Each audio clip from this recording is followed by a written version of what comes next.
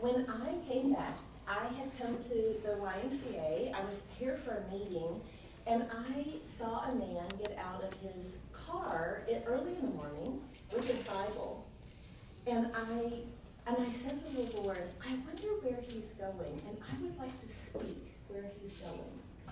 That was like 12 years ago.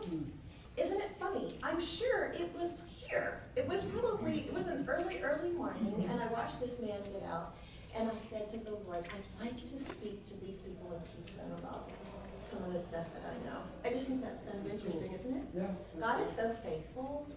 He's so incredibly faithful. Those things that we have in our heart that we think are no big deal, I must have said that and forgotten about it. But this morning when I was driving up, I had that picture in my mind. And I thought, wow, God, you're so faithful. Those small things that you put in our heart that are important to us that we think, that'll never happen, or whatever, what are the chances that we become good friends? So Israel, you may have read the book Startup Nation. If you haven't, it's an amazing book to read. So there is so much happening right now in the land of Israel. I wonder if anybody has a Bible that I might use for just a minute. I just happened to bring mine. That's not on a phone, and that just, thank you. Can I borrow this for a minute? There's so many things happening in Israel right now, and they are coming to pass because they're happening because God said they would. And I just want to read to you a little bit about out of Isaiah 36. It says, when God's speaking to someone, when God is speaking, he's usually speaking to someone, right? Who does he speak to? Who do we hear God speaking to in Scripture? Is he gender preferenced? Is he socio-economically preferenced? Everyone's equal. Everyone. He speaks to kings. He speaks to donkeys. He speaks to, Prostitutes, tax collectors. Yes, usually it's with a beating heart, though, right? Here, not so. In Ezekiel, in chapter 36, God says to Ezekiel, he says, therefore prophesy to the hills and to the mountains and to the ravines and the valleys of Israel. Give them this message from the sovereign Lord. He goes on and then he says a lot of things, and he says,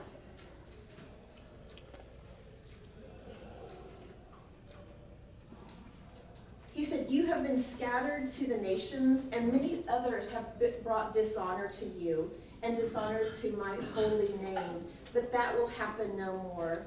Therefore, I am bringing you back again, not because you deserve it. Now he's speaking to people. Before he was speaking to ravines and mountains, but now he's speaking to people, and he said, I'm doing it to protect my holy name, which you dishonored while you were scattered nations, and I will show how my great name is the name that will become great again among the nations, because I am bringing you back.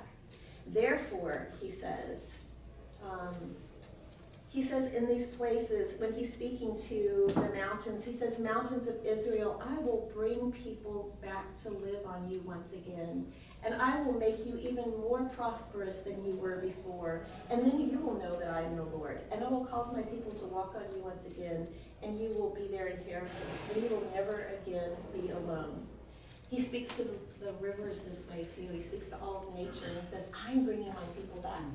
In 1948, there was a decision that was made in the UN, and when that happened, everything changed. That was just 70 years ago. We recently had this anniversary. And in 70 years, Israel's become one of the most economically prosperous countries in the world. Nations and leaders and kings and princes come to get advice about so many things, just like of old. Remember Queen Sheba came to get advice from King Solomon.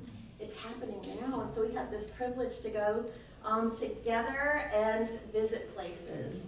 So we visited the old places, and we saw the ancient things, which are so important and amazing to see.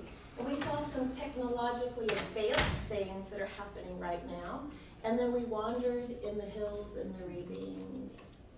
What was one of your Took a favorite? boat ride out on the Sea of Galilee. I think that was special for me to you don't know exactly where some of these places where our Messiah put his, where Yeshua put his feet, but to be on this boat and our tour guide on the boat had us put our arms out like this. We stood up, Raylan was with us, Scott was with us, and he said, okay, 2/3 of Jesus' miracles happened right here. And there's where the demoniac would have come down from. This might have been where Jesus got out, the essentially got out and fixed breakfast for Peter and the boatsman, over here. And, Jesus walked on this water, and this was a storm came through. And so you just had a sense, you don't have to be there to enjoy the fullness of God, but there is something special about seeing that God decided to be incarnate. That it meant so much to him that he would come and walk on our land and be among us and to be one of us. And to see that's powerful. That he's not this distant God that we kind of have to live in this, non-personal way with. So I think that was very special for me to see. Yeah, it's interesting that God chooses real estate. That he chooses real estate. I was listening to someone speak yesterday, and they were talking about when the people were exiled in Egypt and they walked out of Egypt. He said something interesting to me. He said, and when they walked through the sea, he said there was a standing ovation for them when they walked through from the sea. Isn't that interesting? That the ocean itself stood up so that they could walk through. Well, and part of that is that the whole idea of integration of faith, which is what we're about in BLE, and real estate obviously is very important because I've been in real estate for 4 years. And I knew you'd like that. I did. I really appreciate that. Because I think that the day that I woke up I've been in, coming out of college, and I was probably, 28 at the time I got involved with BLE, and I realized that God was the first real estate developer. And just seeing that he took, because we would go out and we would take a barren piece of land, and we would spend a lot of time and speak into it, in a sense, through actions and words, life. And so that's what we did. And so I saw this connection through all that. And so just seeing that God is involved in whatever occupation is. And so whatever your industry is, God is the author of that industry. If it's business, Jesus said he didn't come to be served, but to serve. He's the head of service stuff. And so we could go on and on about those things.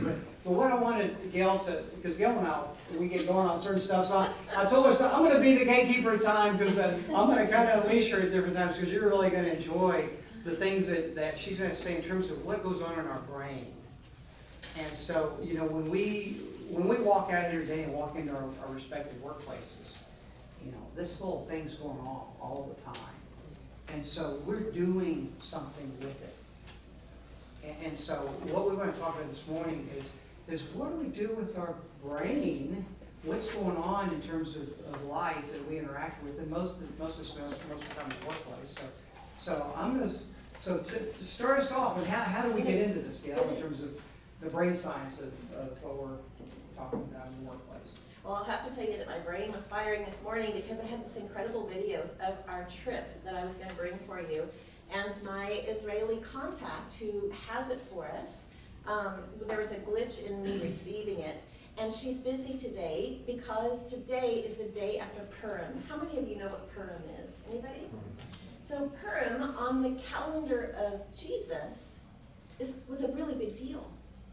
There is a line in the story of Esther that says this will be a lasting ordinance for you for all time, no matter what city you live in, what country or what century you live in. And so yesterday was a really big day in Israel and in many parts of the world. I'm going to talk just a little bit about what are the things that were important to Jesus and the first century that maybe we don't know about, that we can come into a fullness about if we know a little bit about it. And I had a funny illustration I was thinking about. I don't know if you've been to Joe and Martha's house before, but they have this amazing dog. Their dog goes up to the door and will ring a bell when he's ready to go outside. And I was thinking about my relationship with the Lord early on. It might have been like if Joe was God and I was asking Joe's dog what Joe was like. Joe's dog might say something like, he's awesome. He comes to the door every time I ring the bell. He feeds me whenever I'm hungry. And he's really kind and compassionate. Those are really important things to know. And I would already like Joe and Martha because of this relationship that their dog would tell me. But there might be more about Joe and Martha that I could know outside of what their dog told me. And I think our relationship with the Lord is a little bit like that. Not that we need more. What we get is awesome, and it's amazing, wonderful, but there's more. So the video that I was going to show you and what I'm going to talk about today will bring up a little bit about that more that I think is available. So brains, what's happening in our brains? I told you that mine was firing this morning because I was hoping to have a video for you that we don't have. Maybe we'll put it on the website later and you can see that. What happens with our brains? One of the things that happens so often is that we think the same way every day. How many of you notice that you often have the same thoughts? Like you wake up in the morning and you're like, they're good sometimes, but sometimes they're not the ones that you want to keep thinking. And you're like halfway through it and you're like, dang, I'm thinking that again. And you don't really want to, right? It's because the neural pathways are really clear. It's like if you go on a hike and you go the same way or other people have gone the same way. I love to hike. I love to hike in Israel. I hike a lot in Austin, and there's some places where there's a lot of brush coming up, but you can tell the path because it's worn and it's easy to walk. Neural pathways are like that. They're worn and they're easy to walk. And so our brain easily does that back and forth and back and forth. And I believe that on the things that are good things we're thinking on, like Paul says, think on these good things. When it's the good things that we're thinking on, that's great. What about when it's not? What do we do about that? Go back to bed. Well, that would be one option. Another option is to get out our machete or our weed trimmer or however that works and just start hacking a new way. It's not as easy.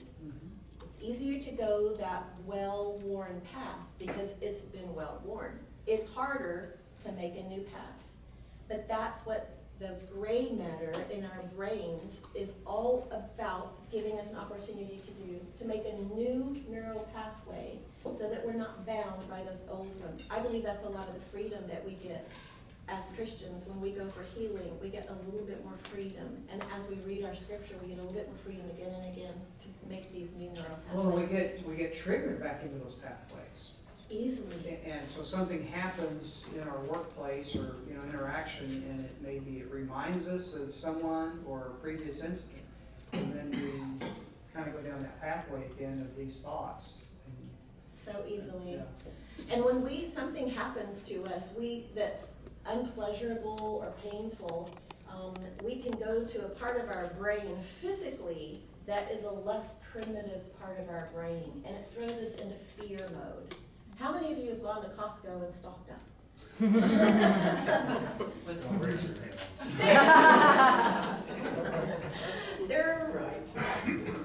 There are good reasons to do some things, and then some things we do out of fear. I had this big idea about fear recently, and my big idea is, how will people that are not Christians know we're Christians? What was it said about the people that were Christians in the first century? That was by love. Right! Like, oh, I know, I can tell that one's a Christian because they love well. What is it about us, and especially in our time, and especially now, that makes us look different? I believe it's that we're not consumed by fear. Amen. I believe that we operate in a different way. Now, the well-worn path is fear, right? I'm not saying going to Costco is wrong. I'm not saying that at all. But I'm saying that the motivator behind going to Costco can be one way or the other way. How do we look different? Because we're supposed to be magnets, right? We're supposed to be like, people say, I want to be like you. What is it that you have inside of you? Because I want that. How do we do that? love really well. Maybe we don't get consumed by fear. Maybe the thing that we're talking about in our heads and to other people isn't, well, what are we gonna do? What's this gonna be like? How's this gonna all play out? How's this gonna affect blah, blah, blah, blah, blah, blah, blah. Maybe we operate a different way. Yeah, I was telling you real brief, we had a study yesterday morning, and the owner of the company was sharing that they had really helped this employee quite a bit through some difficult times for the last 6 months, but then the employee came in and quit because they found a better job that paid them a lot more, and went out and announced it to a bunch of coworkers. When the boss said, I'm gonna announce this to the company, and, we wanna send you off well. It was so feelings of abandonment. And so the fear is, what do I do now with these employees? How can I control the damage that's out there, in the workplace? So yeah, it's real stuff that we bump into. Yeah. Every day Yeah. we bump into it. And it throws us back into this part of our brain, the amygdala. The amygdala is not the smart part of our brain. Ideally, we're operating in the prefrontal cortex. You all know this, just telling you things you already know. But when we get consumed by, it can be little things. It can be like we didn't get invited to a meeting that we thought was important to us or our area. It can be that we got a bad review. It can be that somebody spoke about us. It can be that we heard out there what somebody said about us. It can be anything. But scientists say that those kinds of things can trigger our body and make our body think it's as if we're starving to death.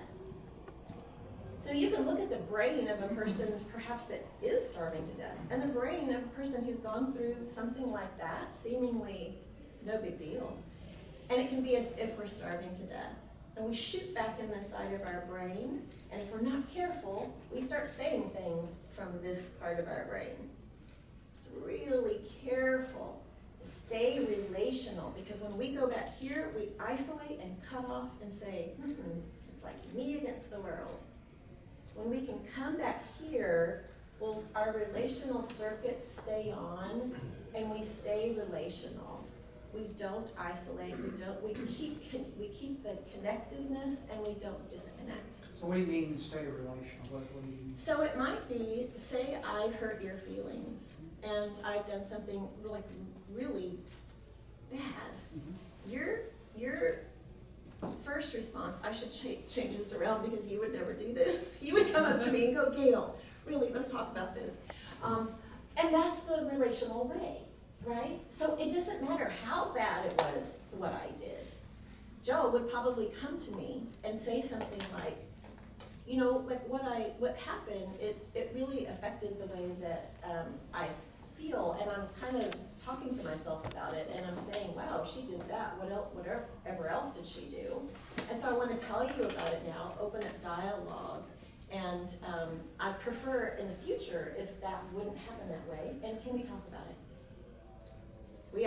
I was in Houston speaking at an event, and I actually have a 5-step courageous conversation that I use in workplaces to do that sort of thing. And you can see Joe doing something like that with me, right? It doesn't even, I know that because he's so awesome. But I probably would be like, oh, did you hear? And I'll go tell 3 other people. Did you know that Joe did that? Like, that's just so, One of my clients were coming up with a code of ethics. How do we deal with that in the workplace? What's okay for us and what's not? And if someone is choosing something outside of the code of ethics, what do? Perhaps we go up and we say, hey, you're not acting like us. This is how we act. We don't go tell other people, 3 other people, that thing that happened. We go straight to the person and we say, hey, you know when that happened? And then start into the courageous conversations. What would that look like? That would make us look different, wouldn't it? We'd look really different if we did that sort of thing. Well, like the person yesterday I was talking about, what is she doing with it internally is what is she doing with it relationally with other people else? Because she could very easily make that other person look really bad. She has that power, but she also has the power to make God look really good. And so when we have the situations, we either want to make somebody look bad to make us feel better, or who do we really want to look, are we really wanting for God to look good in the situation? We usually do want to make ourselves look better and to make Yeah, that other that's person our- look bad. Yeah. That's our go-to. And that cuts off connectedness altogether, doesn't it? That person's not gonna stay connected, and it could devastate that other person. And most of the time, we don't understand. We don't understand what it is in the first place. So I believe that staying relationally connected, both with ourselves, that's one whole topic there, and with the other person is really, really important. And I have, on the other side of this, we'll turn this around in a minute and kind of show you some of the things that I feel like God's put in my heart recently about how the importance of that is and the connectedness of this conversation that we're having. So that part about staying relationally connected to ourselves, so that takes some hard work, right? You know, dealing with the part of ourselves that we don't like too. Just doing the hard work that it takes with ourselves, but also with other people.